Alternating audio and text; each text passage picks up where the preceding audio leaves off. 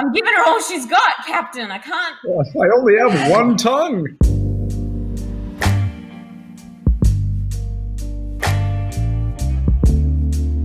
I think when sex scenes are used to tell the story, it's great.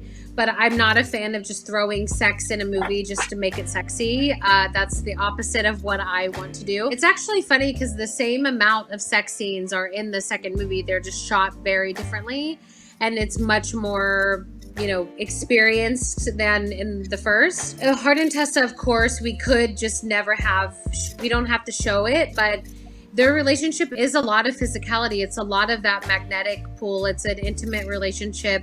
I don't think we could tell an authentic relationship with two people who are so intertwined without showing their intimacy. So I think there's a tasteful way to do it with sex scenes. I don't necessarily think that, you know, to have a sexy scene, people have to be naked. That's not the way I like to tell a story. But I do like the intimacy and it just makes it real. Like, you can't watch someone all day as a couple and all their problems and then pretend like they're not having sex. It's like, it's mostly just censorship. I think it was easier probably doing it this time because I think sometimes that stuff can be easier when you know the person and you're familiar with the person. I think it can sometimes be more difficult if you don't. We say this all the time, but it is incredibly technical. I remember we were doing this scene where their characters were making out, and there was this note that I was just hearing from the other room about like tongue, more tongue. I was like, you know, and